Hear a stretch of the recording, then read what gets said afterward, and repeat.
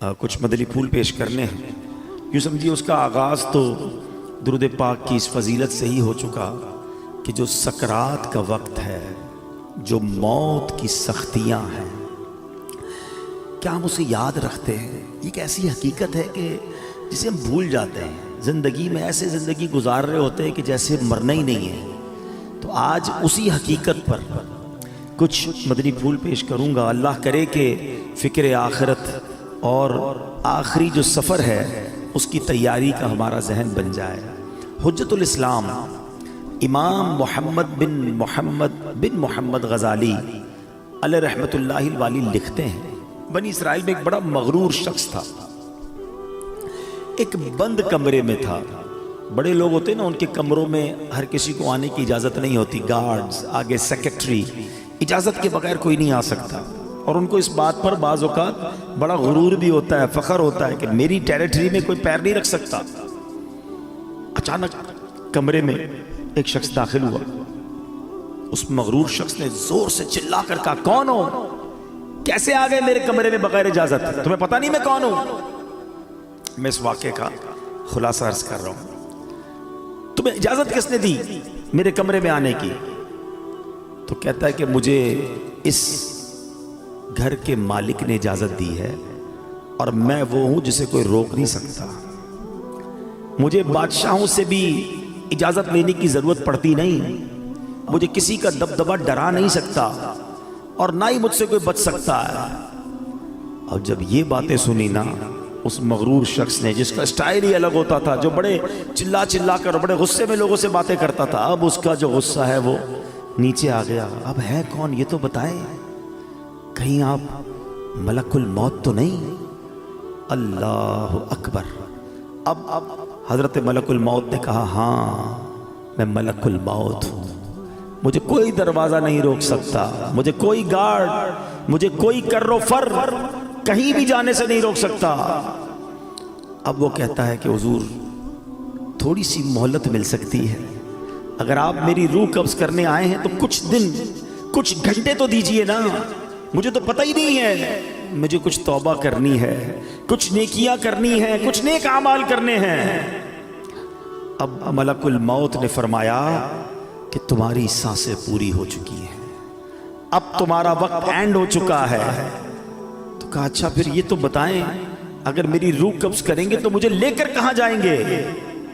تو ملک الموت نے فرمایا، اس مقام پر جہاں تو نے اپنے اعمال بھیجے ہوئے ہیں، جس طرح کے اعمال کیے ادھر لے کے جاؤں گا.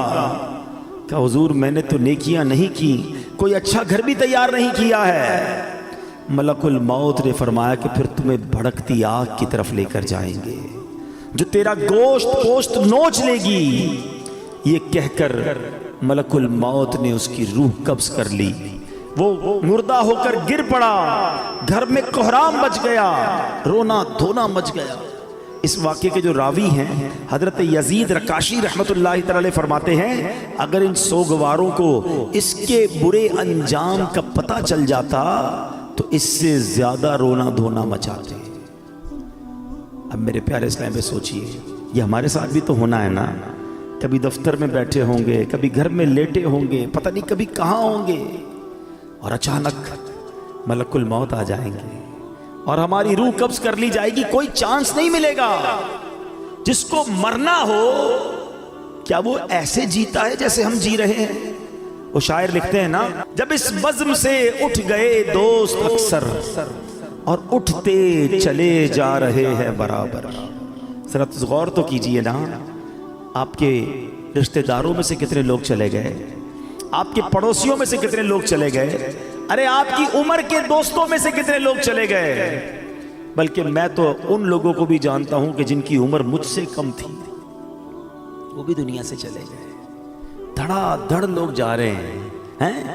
جب اس مذہب سے اٹھ گئے دوست اکثر اور اٹھتے چلے جا رہے ہیں برابر. یہ ہر وقت پیش نظر جب ہے منظر، یہاں پر تیرا دل بہلتا ہے کیوں کر. جگہ جی لگانے کی دنیا نہیں ہے، یہ عبرت کی جا ہے تماشا نہیں. ہم کیوں نہیں سوچتے کہ ہمیں مرنا ہے؟ ہم کیوں نہیں سوچتے کہ ہمیں دنیا سے جانا ہے اور ادھر جانا ہے، اور ادھر کی ہم تیاری نہیں کرتے۔ حضرت عبداللہ ابن مسعود رضی اللہ عنہ فرماتے ہیں السعید من وعظ بغیرہ، یعنی سعادت مند وہ ہے جو دوسروں سے نصیحت حاصل کرے۔ ہمیں نصیحت حاصل کرنی چاہیے نا کہ یار فلاں کا انتقال ہو گیا، میری باری آنے والی ہے۔ کبھی جنازہ پڑھتے ہوئے، کبھی قبرستان میں مردے کو قبر میں اتارتے ہوئے، کبھی مسجد کا اعلان سنتے ہوئے کہ جناب فلاں کا رضائے الہی سے انتقال ہو گیا، ہم کیوں نہیں سوچتے میرا نام بھی اسی اسپیکر سے اعلان ہوگا کہ ان کا بھی رضائے الہی سے انتقال ہو گیا ہے۔ دوست، احباب، گھر والے کچھ دیر آنسو بہائیں گے، کچھ دیر یاد کریں گے، مگر پھر کہیں گے جلدی کرو، جنازے میں دیر نہیں کرنی چاہیے۔ پھر ہمارے گھر سے جنازہ اٹھے گا، وہ بھی نصیب والے ہوتے ہیں جن کا گھر سے جنازہ اٹھتا ہے۔ بعض اوقات تو ایسی جگہ موت آتی ہے کہ لوگوں کو کفن بھی نہیں ملتا، قبر بھی نہیں ملتی ہے۔ اللہ سے دعا کرتے ہیں کہ اللہ عافیت والی موت عطا فرما، کٹنے والی، پھٹنے والی، جلنے والی، ڈوبنے والی موت سے محفوظ فرما، عافیت والی ہو، کلمے والی ہو۔ اللہ کریم ہے نا، میرے رب سے تو مانگ سکتے ہیں نا۔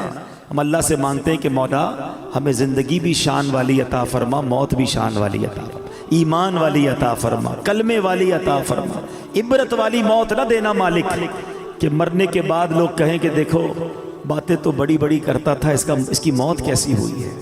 اللہ ایسی موت سے ہم سب کو محفوظ فرمائے، برے خاتمے سے بچائے۔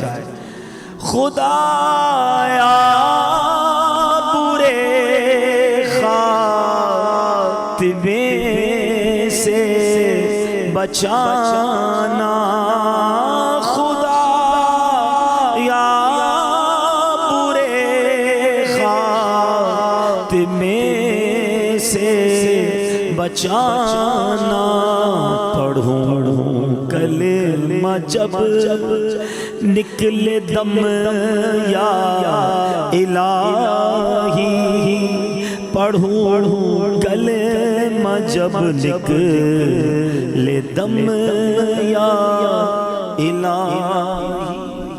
آج کل تو لوگ قبرستان میں جا کے ہنسی مذاق کر رہے ہوتے ہیں، قبرستان میں جا کر موبائل فون پہ کاروبار چل رہا ہوتا ہے، ادھر میت دفنائی جا رہی ہے، ادھر آپس میں دوست کل کی پلاننگ کر رہے ہوتے ہیں۔ قبرستان عبرت کی جگہ ہے، قبرستان میں ہنسنے والوں کا کیا حال ہوتا ہے۔ آؤ میں آپ کو ایک واقعہ سناتا ہوں۔ خواجہ خواجگان، خواجہ غریب نواز، خواجہ معین الدین چشتی اجمیری، خواجہ غریب نواز نے ایک واقعہ سنایا کہ ایک مرتبہ میں اور شیخ اوحد کرمانی رحمت اللہ تعالی علیہ سفر پر تھے۔ ہماری ملاقات ایک بوڑھے میاں سے ہوئی، وہ بزرگ تھے اور یاد الہی میں انتہائی مشغول تھے۔ کہتے میں نے ایسا بندہ یاد الہی میں مشغول پہلے نہیں دیکھا تھا۔ میں نے ان سے سلام کیا، ہاتھ ملایا تو معلوم ہوا کہ ان کے ہاتھ پر تو گوشت ہی نہیں ہے، اتنا کمزور، اتنے دبلے پتلے تھے۔ تو خواجہ صاحب کہتے ہیں کہ میرے دل میں خیال آیا کہ یہ اتنے کمزور کیوں ہیں۔ اس سے پہلے کہ میں سوال کرتا وہ روشن ضمیر تھے، میرا سوال جان لیا۔